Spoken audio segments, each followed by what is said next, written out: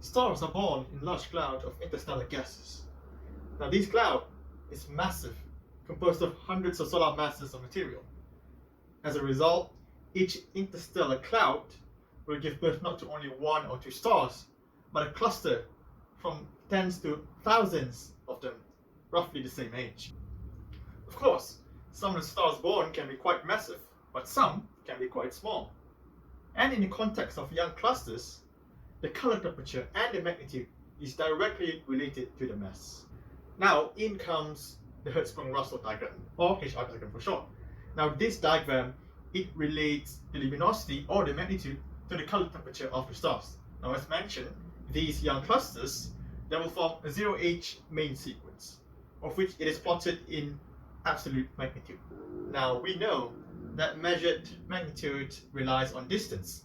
So when we observe other star clusters, we can compare their apparent magnitude of the main sequence to the absolute magnitude of the ZARPs. Now, with this difference in magnitude, we can then calculate the distance of the star clusters using this relation over here. Additionally, aging stars, they expand and cool, and they shift their position to the right in the HR diagram. In a star cluster, the more massive stars will be the first to do so, followed by other smaller stars. So in an HR diagram, you can see as the star cluster is aging, the main sequence becomes shorter, and it follows this trend over here. So what we can do with this is that we can try to fit the shape of the plot to isochrones of known ages, thereby determining the age of the cluster. So that is the objective of the experiment, basically, to determine the distance and the age of different star clusters.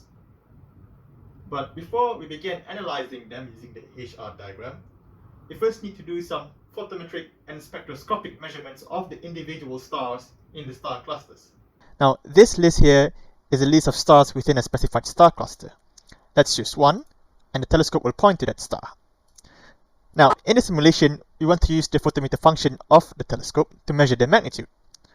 We first need to point at the dark sky to determine the sky background using the photometer. Now, we measure using the ultraviolet filter, the blue filter, and the visual filter. After that, we point back to the star, and we do the same thing with the photometer, but changing the reading to object. Again, we use the U filter, the B filter, and the V filter. Now, this filter can also determine the color of the star.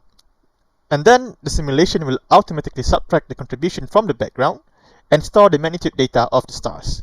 Now, we do this with all of the stars in this list over here. And we will use this data obtained on the HR diagram. So, after we have collected the raw data, we can finally put it in the HR diagram to be analyzed. Now, with the plotted data, we can compare it to the 0H main sequence. Now, we find the distance modulus by vertically shifting the ZARMs to fit with the main sequence of the plotted data using this slider over here. So, the sum of these two values over here is the distance modulus. Next, we use the isochrone models to try to fit the shape of the data to determine its age. Now, the key thing here is to try to fit the turning point of the main sequence on the upper left. So we can adjust it using this slider over here. We can then fine-tune it with the Adjust Baby slider, and we can vary the metallicity to find a better fit. Now, we did this for 7 star clusters, specifically the NGC752, the Alpha Persei, the Pleiades, the Hyades, the Persei, M67, and also IC4665.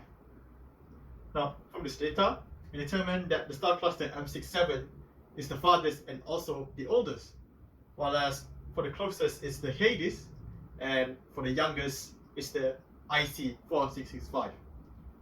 Now, this is the table for the whole data that we obtained from this experiment. Now, thank you very much. That is all.